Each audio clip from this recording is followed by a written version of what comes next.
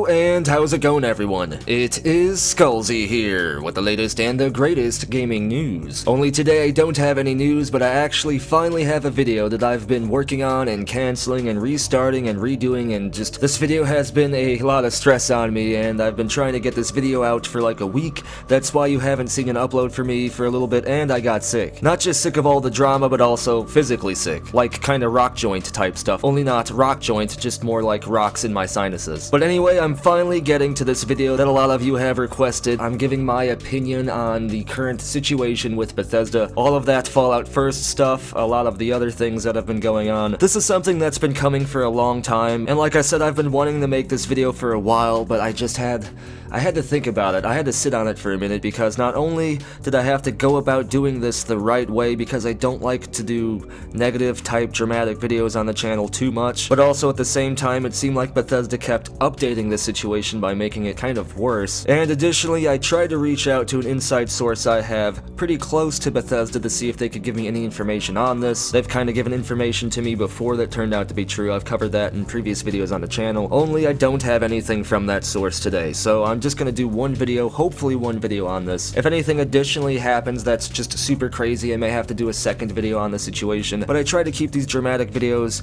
to a minimum, like I said. But before I give you my opinion on all of the crazy crap that Bethesda has been doing on that Fallout First situation and on everything else, I want to give you a little bit of a background about me and how I feel about Bethesda and how long I've been, I guess, a fan of Bethesda and their games. And this actually goes way, way back. When I was very young, I played Arena and Daggerfall, like super young enough to not even realize that when I was playing Morrowind and Oblivion later that they were actually related to the memories of that very early RPG game I remembered playing, which was Daggerfall and Arena. Even when I was a kid, I knew those games were something much different than just the average video game that I would play at the time. Even on the old tech that those games were running on, I still felt like I was in a literal different world playing those games. And then when I was a little bit older, I got into Morrowind and Oblivion, and that just sealed the deal for me. I was in love with Bethesda from that point forward. In fact, the first time I played Morrowind, I was staying the night at one of my friends' houses, and a couple other buddies were there, and I think we stayed up the entire night, and like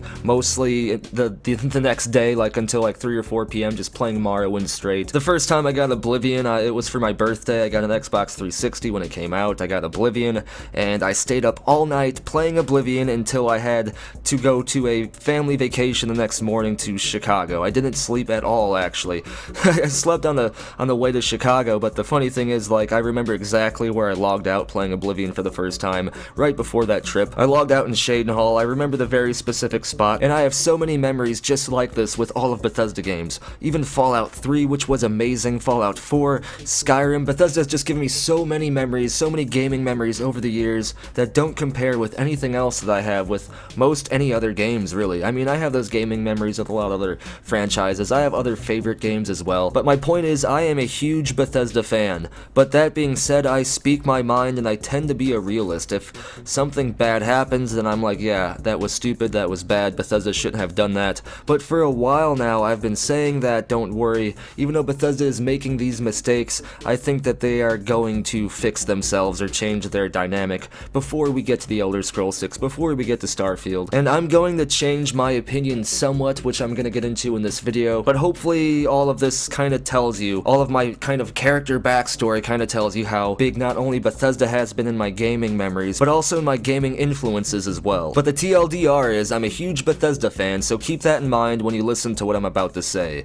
because it's not actually going to be the defensive, hey, I'm going to defend Bethesda type situation that you're expecting. There's going to be a little bit of that, but I need to actually pull some punches here, because one of my favorite gaming companies is starting to worry me, to be honest. So let's get to Fallout 76. I don't think I can blame Bethesda Game Studios entirely for wanting to make a multiplayer Fallout game. I mean, there have been members in the community asking for this. Bethesda does have the right to do something different, but I think that the entire way they went about doing Fallout 76 was flawed, because within a year before they announced Fallout 76, they put out this campaign that was #SavePlayer1, because a lot of gaming companies were kind of forcing multiplayer and microtransactions into their games, and Bethesda Bethesda wanted to showcase that they weren't going to be that studio, and then here is Fallout 76 from a development studio that mostly makes single-player, or actually has made entirely single-player RPG games forever, basically. But like I've been saying, that on itself wasn't the issue. The issue was everything else that came forward. I've talked about the canvas bags and the Nuka-Cola bottles and all that crap, but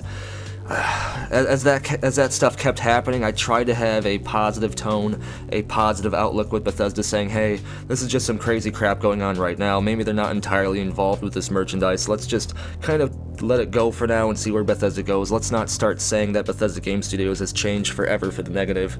And I still don't necessarily believe that Bethesda Game Studios has changed forever for the negative, although right now I do think something odd is going on within Bethesda Game Studios. I don't know if there's some kind of influence from ZeniMax going down here or what. It seems like other studios within Bethesda Softworks and ZeniMax are having issues. I mean, Ikumi left when the hype for Ghostwire Tokyo was just getting at its greatest moment. People were talking about this game, and she was kind of a shining star from E3, and the fact that she left right when all of this hype was going down is another strange thing and another sign that something odd is going down within Bethesda Softworks and within all of their different ZeniMax studios. Not just Bethesda Game Studios, but let's get back to the point of this video, which is on Bethesda Game Studios. So basically, I tried to keep a positive tone until Fallout first happened.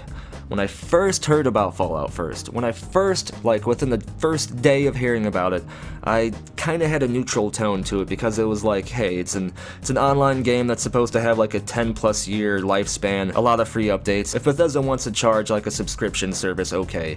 A lot of other online games follow the same principle. I mean, there's the Elder Scrolls Online that does it. World of Warcraft has a, I guess, kind of forced monthly or yearly or whatever subscription service type thing. They all have microtransactions, but the thing that started to get me is when I actually started to look into this Fallout First situation a bit more. So first things first, let's look at actually what you get for Fallout First. You get to play in a private world exclusively for you and your friends, which we're gonna get to later because this is actually a lie. You get a scrap box with unlimited storage for crafting components, which is similar to the Elder Scrolls Online's crafting bag. You get a survival tent, which you can place and fast travel to anywhere in the world, I guess, and you can also care for your basic needs. You get 1650 atoms per month to use in the Atomic Shop, which is just their virtual microtransaction currency crap. You get a Ranger armor outfit, which I guess a lot of people in the community have been wanting this outfit, along with the private worlds, yet Bethesda decided to give these much anticipated items that they've been telling the community that you would get eventually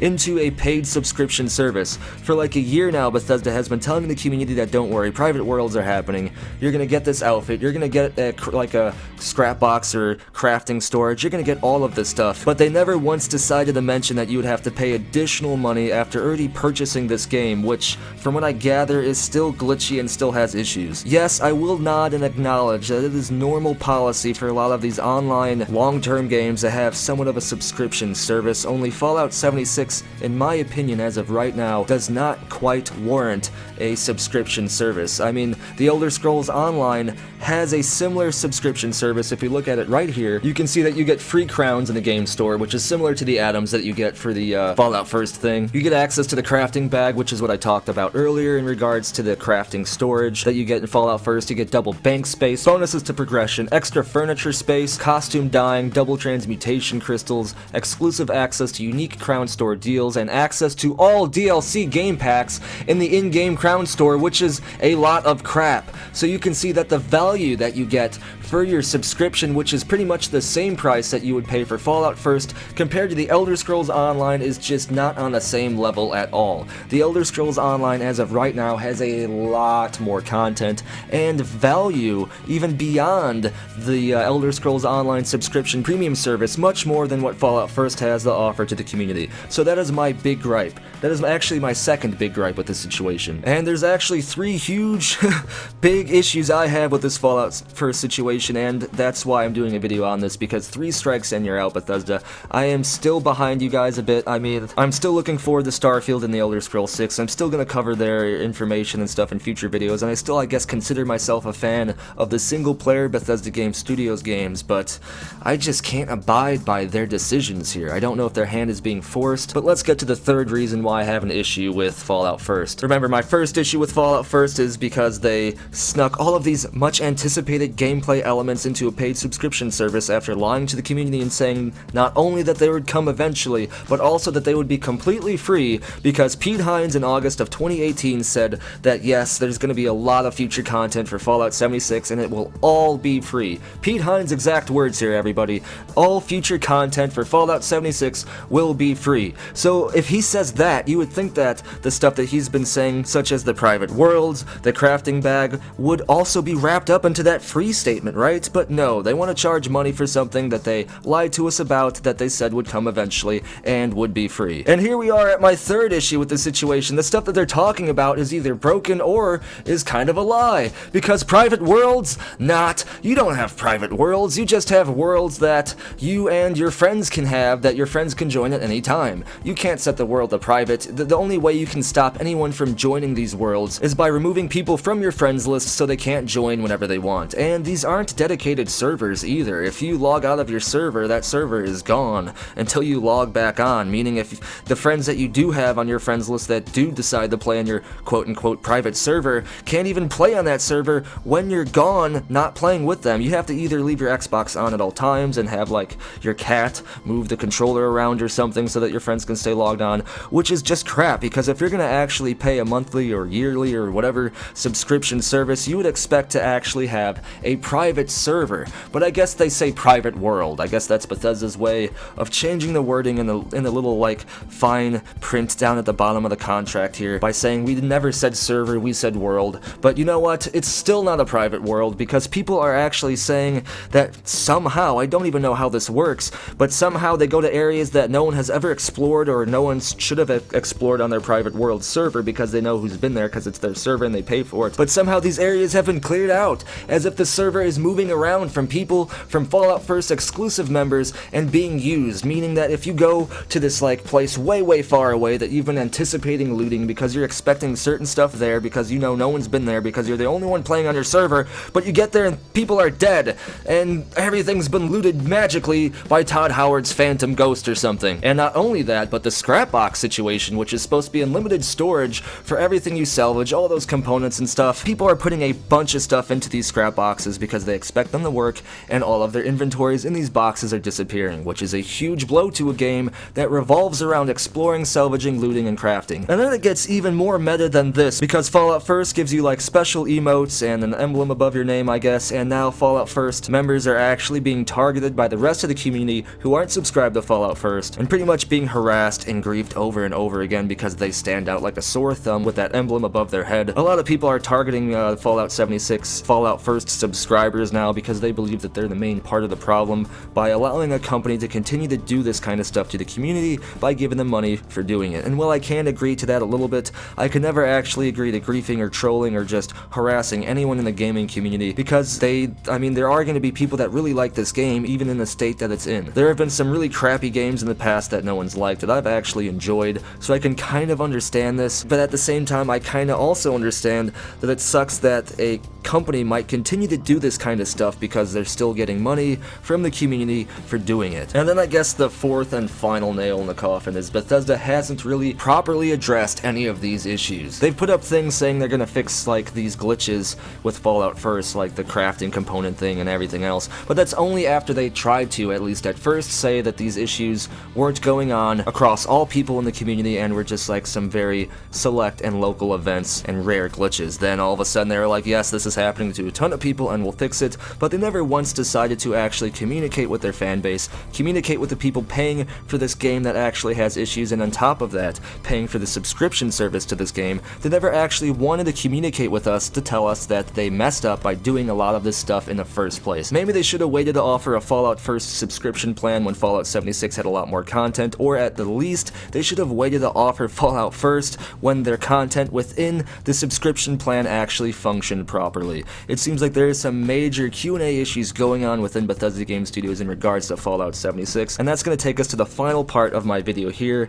is what do I think this means for the future of Bethesda Game Studios. So you can see I was pretty harsh on Bethesda in this video, and I meant all of it, and the only reason I'm not cursing is because I don't want to get smacked down by those YouTube algorithm gods, but instead I want to give you my actual, real, 100% take, not as a Bethesda fan, but as a gamer here. I think that Bethesda Game Studios has a very good chance of bouncing back with Starfield and The Elder Scrolls 6. And I say that because Fallout 76 is the first multiplayer single-player game that they've made, and I kind of have the feeling that ZeniMax has, for the first time in Bethesda Game Studios' history, had a heavy hand over their decision-making. And I mean a heavy hand. I'm sure ZeniMax has kind of pushed the envelope a little bit to Bethesda Game Studios in the past and kind of said, hey, do this, do that. This would make more money if you make this decision. But I think for the first time in like forever, they're really trying to manipulate Bethesda Game Studios into doing stuff that would be seen as more profitable rather than more appealing to the community. And it's just blowing up all over the place for Bethesda. And while I hate to see one of my favorite companies do this stuff, at the same time they're kind of going out into a field full of rakes, looking up at the sky and walking around and just getting smacked in the face over and over again.